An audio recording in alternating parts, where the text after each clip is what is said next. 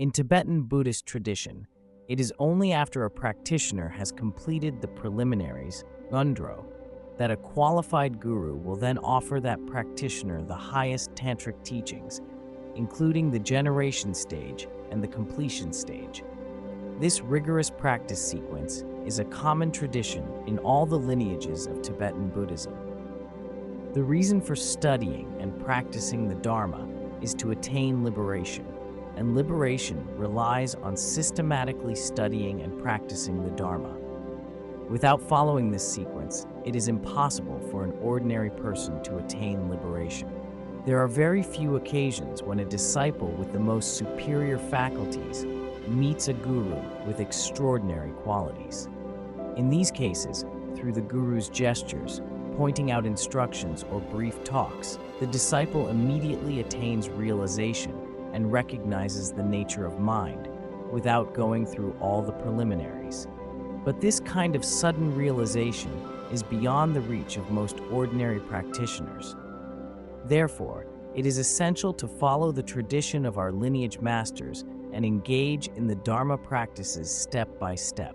The great enlightened masters of Nyingma lineage, including Patrul Rinpoche, 1808-1887, Lungtak Tenpa Nyima, 1829-1901, Khenpo Ngawang Pelzang, 1879-1941, Khenpo Kunzang Palden, 1862-1943, Kenshin Thubten Chupal, 1886-1956, and the great Jigme Phuntsok Rinpoche, 1933-2004, all emphasize the preliminary practices. Patrul Rinpoche's The Words of My Perfect Teacher is such an important text on the preliminaries that many notes and commentaries on the text have since been produced. Honoring the tradition of keeping accomplishments secret, all lineage disciples of this tradition, whether in Nepal, India, Tibet, or elsewhere, refrain from revealing their accomplishments. They have seen the Bindu, essence drop, realized emptiness, achieved clairvoyance, or attained miraculous powers. While they do not flaunt their accomplishment, the truth is that no unfavorable conditions can destroy their realization, and many signs reveal they have reached very high levels of realizations. If your aspiration is to attain similar realization, I hope you will wholeheartedly follow the traditional sequence transmitted from the lineage masters during all stages of your own practice. Patrul Rinpoche's The Words of My Perfect Teacher accords with Longchenpa's 1308-1364. Finding rest in the nature of the mind on practice sequences, practitioners start with the four common preliminaries, including precious human life, impermanence and death, the cause and effect of karma, and the defects of samsara, and then proceed to the uncommon preliminaries. Patrul Rinpoche was known as a master of great intelligence and wisdom, as reflected in his writings. Nevertheless, such a brilliant master still chose to hear teachings on the preliminaries more than 20 times from his guru, Jigme Gyalwai Nyugu, 1765-1843, before compiling The Words of My Perfect Teacher, one of the most remarkable commentaries on the preliminary practices. Patrul Rinpoche's dedication to deeply understanding the preliminaries suggests how important he considered them for Buddhists of future generations. If without leveling a solid foundation through preliminaries, practitioners carelessly go straight to the main tantric teachings and practices, all their efforts will be in vain, leading to no fruition. One of the greatest enlightened Nyingma masters, Dilgo Khyentse Rinpoche, 1910-1991, wrote in The Excellent Path to Enlightenment, "Do not think that the ngondro is a sort of simple beginner's practice, or that it is not as profound as Mahamudra, the Great Seal, or Adi Yoga, the Great Perfection. In fact, the preliminary practice comes at the beginning precisely because it is of such crucial importance and is the very basis of all other practices. If we were to go straight to the so-called main practice without the preparation of ngondro, it would not help us at all. Our minds would be unprepared and untamed. It would be like building a beautiful house on the surface of a frozen lake. it simply would not last. Many beginner Buddhists hope to attain realization quickly. Once they find a qualified teacher, they will ask for empowerment one day and the guide instructions the next day, so they can get enlightened the day after. They are specially demanding. This puts the teacher in a dilemma. If he offers no higher teaching, the student will be unhappy. But if he offers higher teaching to a student who hasn't completed proper preliminaries, the teacher will be acting contrary to the tradition and the legacy of the lineage masters. Once, a person from afar visited the great Jigme Phuntsok Rinpoche. He tied his horse to a post close to the doorway and entered Phuntsok Rinpoche's room, asking, "May you please bestow me an empowerment and give me the teachings of the great perfection? I will consider it, but first please stay for a period of time." Phuntsok Rinpoche replied, "No way," the man responded. "My horse is already tied at the doorway. I must return home as soon as possible. Please bestow on me all the pith instructions of the great perfection." Alas, this incident was often brought up by His Holiness Jigme Phuntsok Rinpoche. Some gurus who place great emphasis on the preliminaries won't offer the highest teachings right away. However, some gurus, due to specific reasons, may immediately offer the highest teachings. In the past, I've met practitioners who told me that they had received the highest teachings from certain gurus. When I asked if they had finished preliminary practices, they said no. My guru said it's not necessary because I have pretty good capacities as a practitioner. Moreover, some people haven't even received empowerment, yet they go for the great perfection teachings. This differs greatly from the tradition passed down by the lineage masters. I can't say this is completely wrong. After all, each guru has his own skillful means to train disciples, and people have very different faculties. There are also many cases of sudden realizations in Chan Buddhism. But for most average practitioners, a step-by-step training is absolutely necessary. Lama Yukok Choying Rangdral, 1872 to 1952, a practitioner in the lineage of Patrul Rinpoche, is a perfect example of the power of preliminary practice. Lama Yukok was renowned in Sertar County of the Tibetan region, and he often undertook long, solitary practice. His students didn't hear higher teachings in the first 2 or 3 years, but practiced preliminaries day after day under his guidance. This strict focus on the preliminaries laid a solid foundation for those students. During the 10 terrible years of the Cultural Revolution, many Buddhists who had gone through only superficial training lost faith and regressed on their paths. Some even defamed the Dharma. But in contrast, Lama Yukok's students persevered despite hardships, and almost none of them reneged on their dedication to the Three Jewels. Many Buddhists aspire to become qualified practitioners to attain profound realization. To reach this goal, they must devote themselves to Dharma practice. But practitioners who don't understand the importance of preliminary practice may underestimate the effort needed and eventually complain to everyone of their lack of realization. Those who downplay the preliminaries sometimes generate wrong views toward the Guru and the Dharma, and their practice fails miserably. Therefore, practitioners, whether householders or monastics, should place great emphasis on the preliminaries. Venerable Atisha, 982 to 1054, was a renowned, great enlightened Indian Buddhist master and scholar. After arriving in Tibet, he went about teaching the preliminaries, but not the highest tantric teachings. Some of his bewildered students protested, saying, "Dear Lama, you've taught too much on the preliminaries. Tibetans are calling you Lama Ngöndro. It seems like you only know the preliminaries and nothing higher. How embarrassing." Upon hearing this, Atisha was very happy. "If I indeed become Lama Ngöndro for Tibetans," he said, "it means many have established a solid foundation for the Dharma. Whichever main practice we are doing, its success depends on the preliminaries. A solid foundation laid by the preliminaries allows an adept Dharma student to study and practice." It is like us studying reading and writing. If we fail to recognize the letters of the alphabet, we'll encounter difficulties in studying grammar.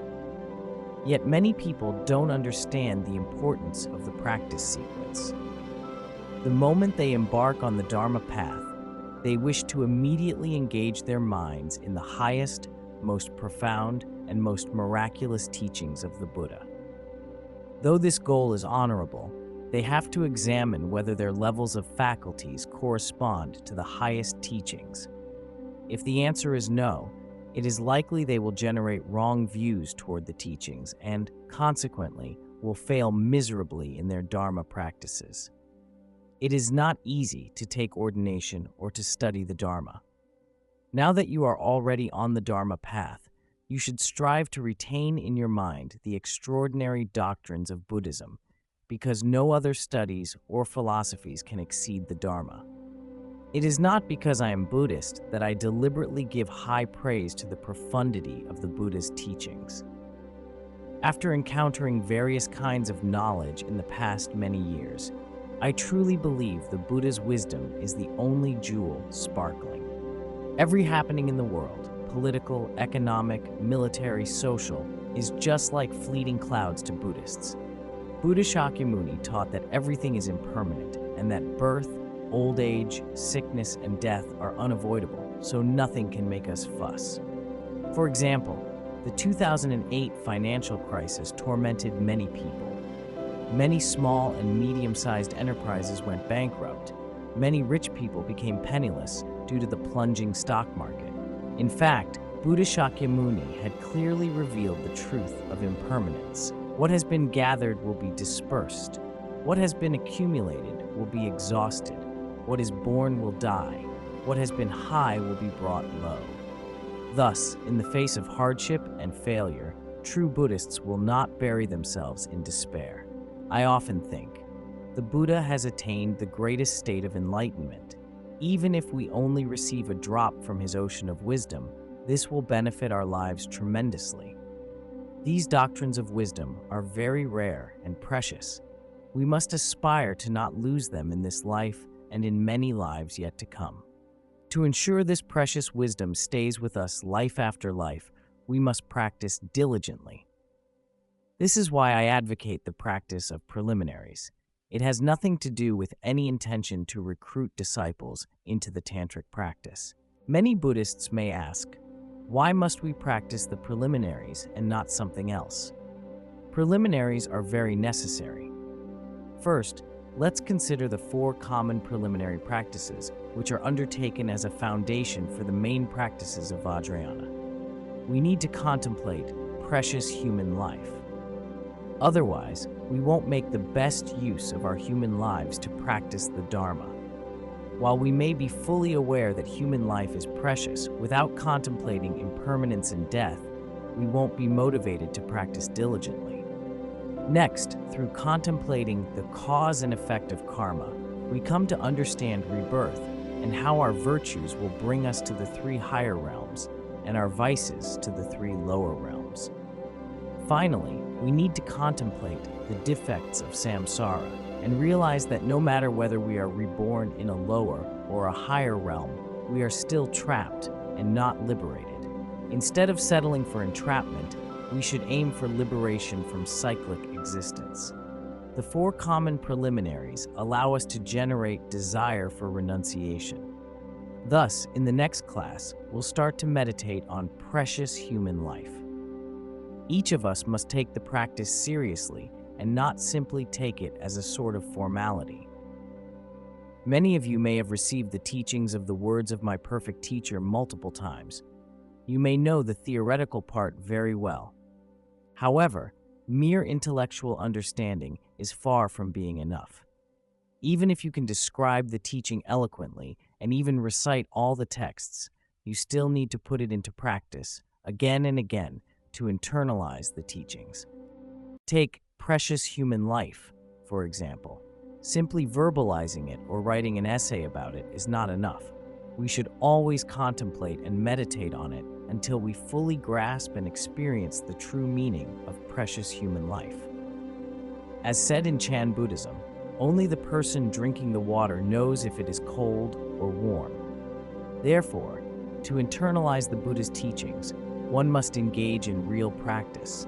Otherwise, no matter how eloquently one can speak about the Dharma, it is meaningless. While many academic researchers and scholars are proficient in Buddhist doctrine, the Dharma hasn't penetrated their minds because they don't practice the teachings.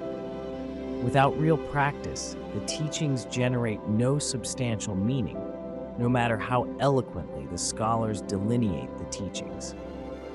As a result, when they encounter negative life events including sickness, old age, and death, they cannot cope with and transform those adversities. They just suffer helplessly. On the contrary, some practitioners appear very ordinary outwardly, but when they face challenges including death, they can remain calm and at peace because the Dharma has deeply merged into their minds. So, we must practice preliminaries very well.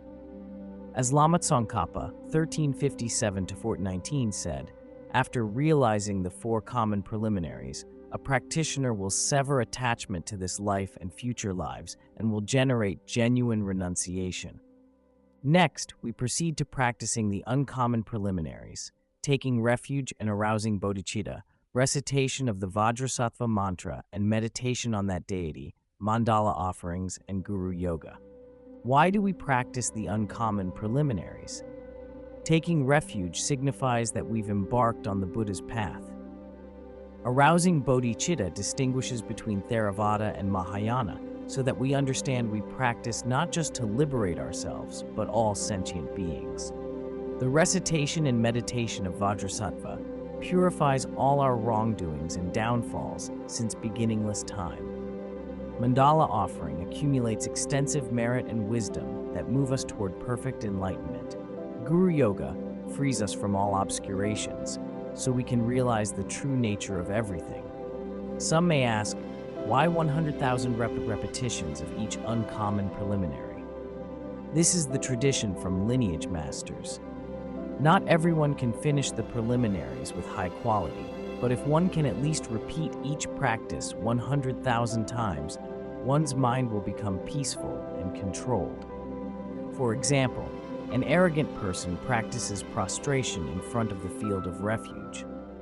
One prostration is definitely not enough, neither is 2 or 3. This person must repeat prostrations 100,000 times so that their arrogance will be dispelled. The person will also take it to heart that they are Buddhists who have already taken refuge.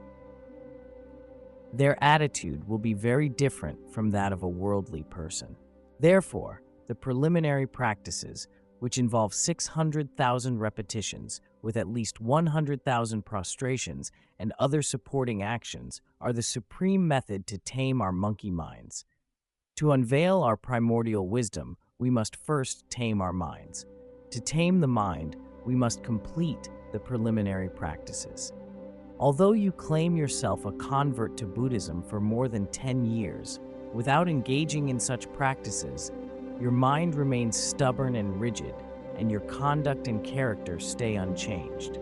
As a result, you are a Buddhist in name only. Thus, it is of great importance to practice preliminaries. Some may wonder, practicing preliminaries is a tradition of Tibetan Buddhism. Does this differ significantly from Chinese Buddhism? The answer is no. In fact, all these practices are dispersed in Han Buddhism. It's just that they are not organized and highlighted in a systematic manner. Many Pure Land practitioners are concerned upon hearing the requirement of practicing preliminaries, so they dare not register for teachings on the words of my perfect teacher. Seeing this, I decided to set up a Pure Land study group. This is also a great thing. Because of their concerns, I made up my mind to teach the commentary of Karma Chagme Rinpoche's 16 to 1678, Aspiration to be Reborn in the Pure Land. Otherwise, I may not have such an opportunity. In fact, there is no need to be concerned. Think about it. In Han Buddhism, is there any sutra or shastra discouraging prostration? Although the postures of prostration may vary, No achieved master has ever claimed that 100,000 repetitions of prostration are superfluous. As for the practice of refuge, no one ever claims that refuge is simply to get an official certificate or to receive approval from a master.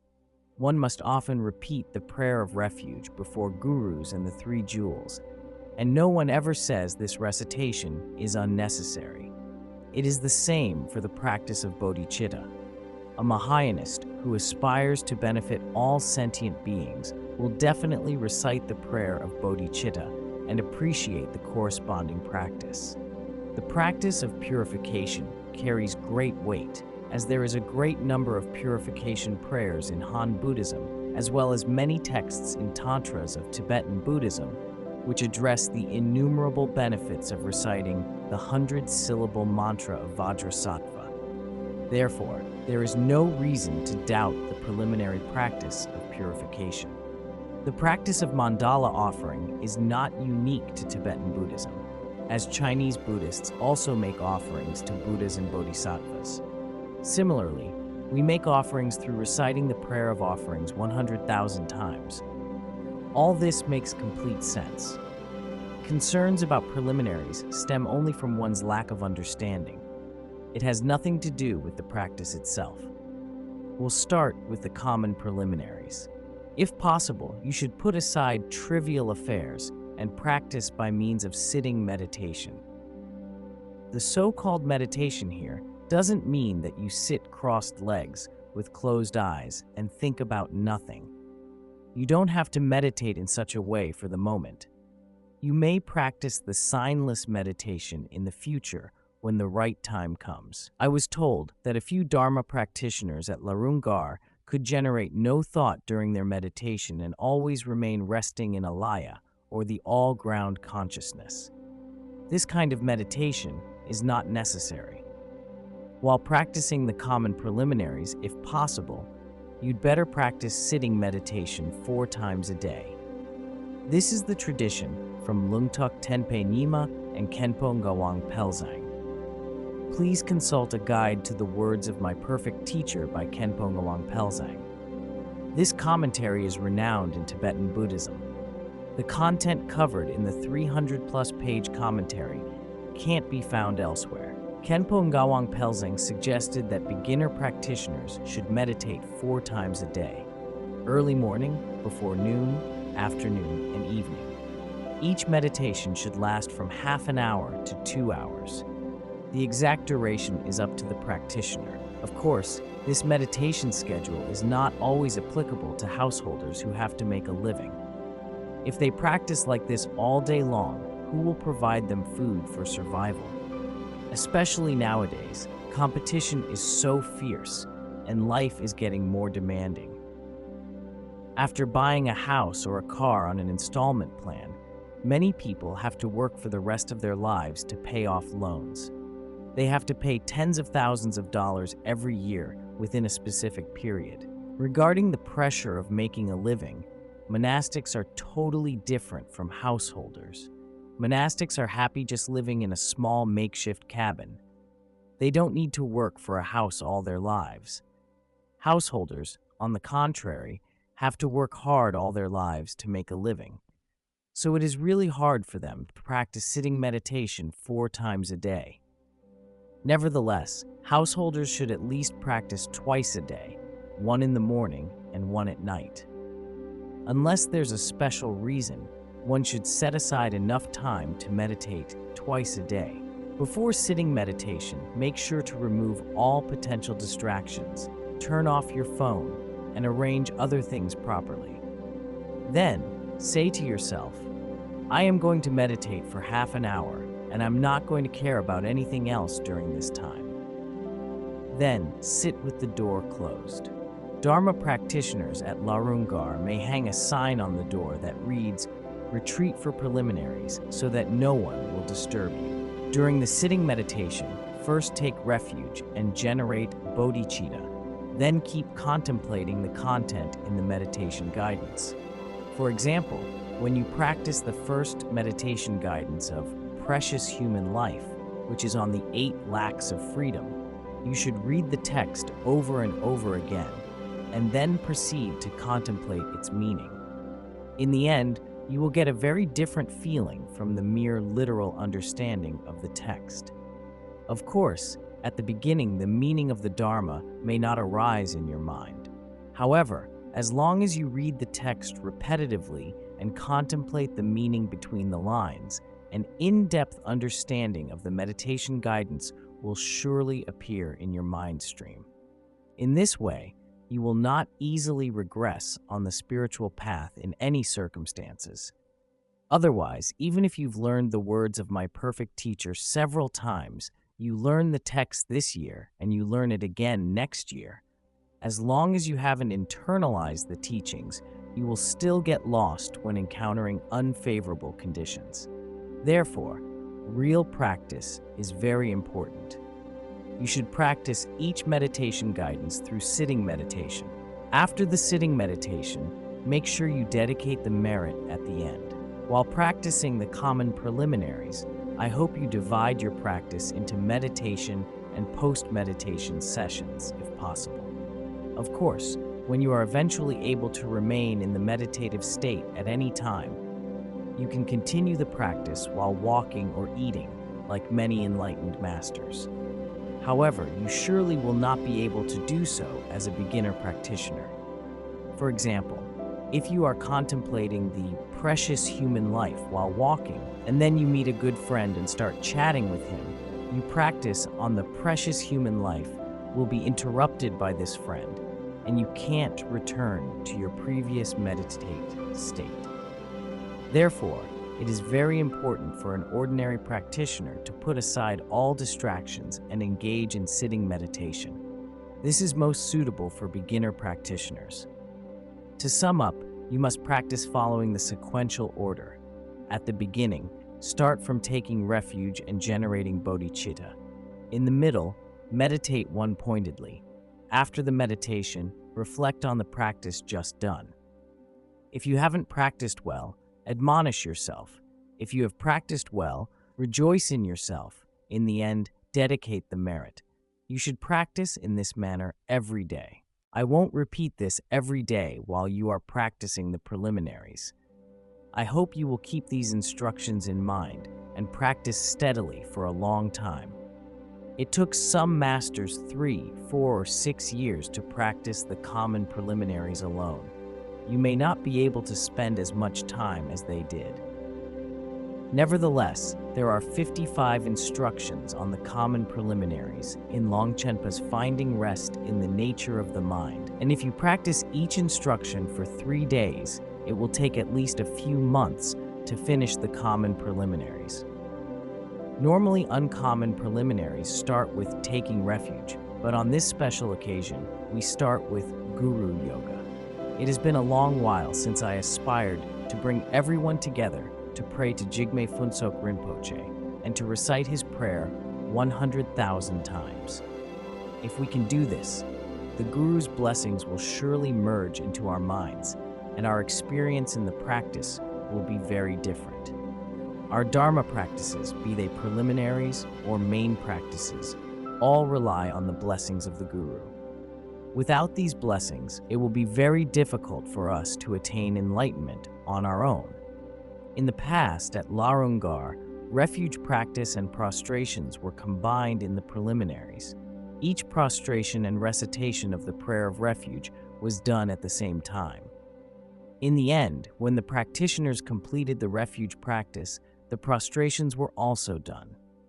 But for this time, we shall instead combine prostrations with Guru Yoga. We'll prostrate while reciting the prayer of Jigme Phuntsok Rinpoche. This way, we'll first complete the practice of Guru Yoga before moving on to other uncommon preliminaries. There is another reason for this change. Many householders cannot finish 100,000 prostrations within 1 or 2 months. It is already very challenging for them to do just 100 a day, let alone 500 prostrations. Therefore, we should first pray for the Guru's blessings so that we can successfully complete the preliminaries. Of course, it might take a little longer to finish the entire round of preliminary practices. It can take 1 or 2 years for a diligent practitioner to finish the preliminaries, while it can take 3 or 4 years for a busy householder to finish. Nevertheless, no matter whether you are a householder or monastic, let's all aspire to finish the preliminaries. During the process, I believe quite a few practitioners will manage to finish the preliminaries, whereas some practitioners may give up halfway, and some even right away. The last group of practitioners may simply surrender after barely completing 100 prostrations, exclaiming, "No way, my feet are sore and my whole body is exhausted." In fact, this is very normal. When I prostrated for my preliminaries, I felt so tired in the first 1 or 2 days, but gradually, my body got used to it. In order to gain monetary reward or fame, athletes are willing to train tirelessly. Our practice is for the ultimate liberation from samsara, so what's the big deal of feeling a little sore and exhausted? Therefore, we must try our very best to prostrate. We shouldn't start to complain after 2 or 3 prostrations. "Ah, it hurts so much. Stars are appearing before my eyes." Well, these stars may be the bindu, or the essence drop of the great perfection. We don't need to practice preliminaries anymore. I am just kidding here. While prostrating, we can visualize the field of refuge described in the words of my perfect teacher, or we can visualize our own gurus as the object of veneration, as per Karma Chagme Rinpoche's instruction. If you visualize the field of refuge in the words of my perfect teacher, you can consider the guru as Padmasambhava, 8th to 9th century, or Buddha Shakyamuni, or another deity you have faith in. Let me use an analogy to explain this. If you put a crystal on colorful clothes, it will reflect the adjacent colors. The crystal is blue when placed on a piece of blue cloth, and red when placed on a red cloth. In the same way, if we visualize the guru as inseparable from Padmasambhava, then the blessings of Padmasambhava will merge into our mind. If we visualize the guru as inseparable from Buddha Shakyamuni, then the blessings of Buddha Shakyamuni will merge into our mind. If we visualize the guru as inseparable from Yellow Jambala, a wealth deity, then we'll receive blessings of wealth and prosperity. Therefore, the most important thing is to visualize the guru as the object of refuge. First, visualize the field of refuge. Consider the place where you are seated as a Buddha field, beautiful and pleasant. Right in front of you grows a wish-fulfilling tree with 5 great branches. On the central branch is your root guru appearing as Padmasambhava, sitting in the royal posture and dressed elegantly. On the right-hand branch, visualize the whole noble Sangha of Bodhisattvas, headed by the 8 great Bodhisattvas, including Manjushri, Vajrapani, and Avalokiteshvara.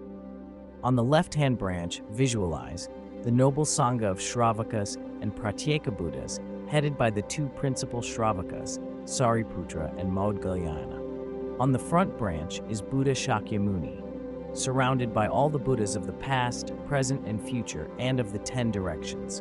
On the rear branch, visualize piles of books, mainly comprising tantras of the great perfection. In a word, on the central and front branches is the jewel of the Buddha. On the right and left branches is the jewel of the Sangha, and on the rear branch is the jewel of the Dharma. The field of refuge encompasses the 3 jewels. Next, visualize that you are emanating innumerable bodies like your own. In front of each body, gather all your foes, evil spirits and demons who detest and harm you. Visualize that your mother in this lifetime is with you on your left and your father on your right. Around you are all beings of the 6 realms.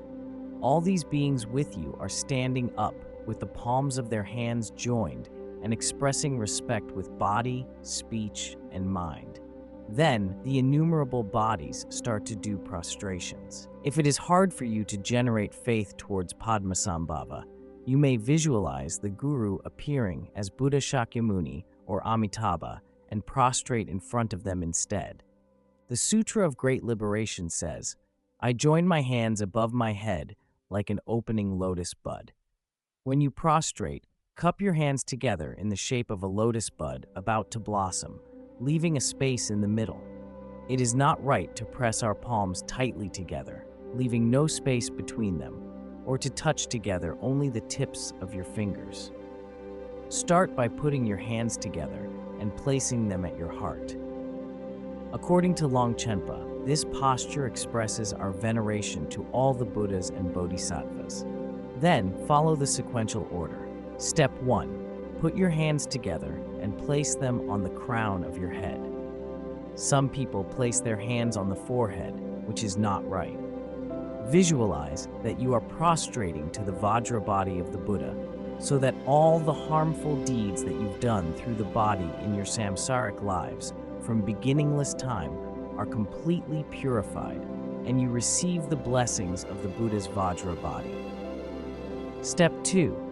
Place your joined hands at your throat and visualize you are prostrating to the Vajra speech of the Buddha, so that all the harmful deeds you've done through speech in your samsaric lives from beginningless time are purified completely, and you receive the blessings of the Buddha's Vajra speech.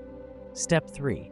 Place your joined hands at your heart and visualize that you are prostrating to the Vajra mind of the Buddha.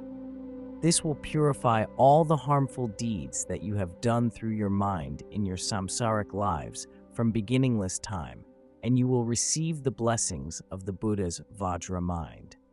After joining your hands and placing them on your crown, then at your throat, and finally at your heart, visualize that you have purified the obscurations of body, speech, and mind, respectively, and have attained the corresponding merits.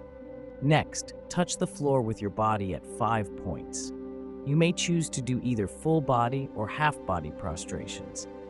After each prostration, make sure to stand up straight. During the prostration, ensure that the forehead, 2 palms, and 2 knees are touching the floor.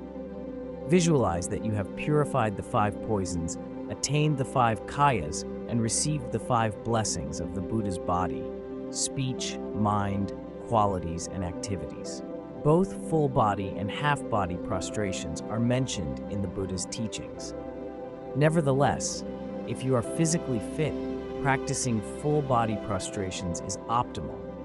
When making full body prostrations, some people join their hands together on the crown while the body is lying on the floor and then stand up. I haven't found this posture is mentioned in any Buddhist text, so it is totally optional. Make sure you concentrate on the practice while doing prostrations. For example, your body shouldn't move unexpectedly for looking around. Your speech shouldn't speak nonsense, like, "How much is cabbage today? What am I going to eat for lunch?" Your mind shouldn't wander mindlessly. You should prostrate with your body, recite the Guru prayer with your speech, and visualize the field of refuge as clearly as possible in your mind. When you have done 100,000 prostrations, you would have completed 100,000 Guru prayers. If you cannot visualize all the details of the field, at least maintain a faithful and reverent thought of the objects in the field. Otherwise, if you generate thoughts of envy, anger, or greed, you are prostrating in the state of the 3 poisons, which carries no merit whatsoever. In the words of my perfect teacher, Patrul Rinpoche gave a detailed explanation in this regard and urged practitioners to prostrate properly, saying, "You must understand that to make an outward show of doing prostrations like that, letting your mind be taken over by distractions while your body lurches up and down by itself, is just a physical ordeal that serves no purpose whatsoever." Regarding "serves no purpose whatsoever," many Dharma teachers comment that it means that such prostrations only generate very little merit. Practicing prostrations properly can generate great merit. As is said in the sutras, a single prostration is so powerful that as a result, one could become a universal monarch as many times as the number of grains of dust beneath one's body, down to the lowest depths of the earth. It also says in sutras that prostrations will finally lead us to obtain the unfathomable Ushnisha, the protuberance that crowns the heads of the perfect Buddhas. particularly, as said in the great treatise on the stages of the path to enlightenment and the 50 verses of Guru devotion, if one prostrates and prays to the Guru with great veneration, the merits are innumerable. So, I would urge everyone to visualize your Guru in the form of Padmasambhava, or your deity, and prostrate while praying to the Guru. As said in Tantras, better than meditating on 100,000 deities for 10 million kalpas is to think of one's Guru for a single instant. It is indeed a supreme opportunity for so many of us to practice preliminaries altogether. During the process, some of us are bound to encounter various unfavorable circumstances, such as poor health or being misunderstood. Of course, a coward will panic even when seeing a blade of grass, fearing it will pierce into his heart and daring not to move forward. Such a person worries too much and has little courage to practice Dharma. In comparison, a person with strong will can deal with any difficulty and problem. With the blessings of the Guru and the three jewels, such a person will successfully accomplish the practice of preliminaries. Several Sangha members at Larungar have finished the preliminaries 3 or 4 times, which is quite remarkable. But on the other hand, some householders have never practiced the preliminaries, even though they took refuge 10 or 20 years ago. In 1989, I met some elderly householders who earnestly promised me, "Dear teacher, I want to practice the preliminaries. Please rest assured that in 2 years I will perfectly finish the preliminaries." Over a dozen years have passed, and they haven't even finished half of it. Due to a lack of diligence, many practitioners are rather slack, and when encountering unfavorable conditions, they procrastinate again and again, so they cannot finish the preliminaries and other meaningful Dharma practices. We shouldn't aim at reaching a high level of realization at this moment. Instead, we must start with the foundational practices. Our mind stream is not different from that of an ordinary person, so we must follow the practice sequence suitable for an ordinary person.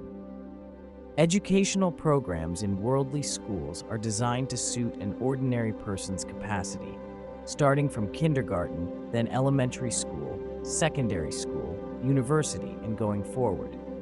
Similarly, Buddhist practice should follow the same pattern.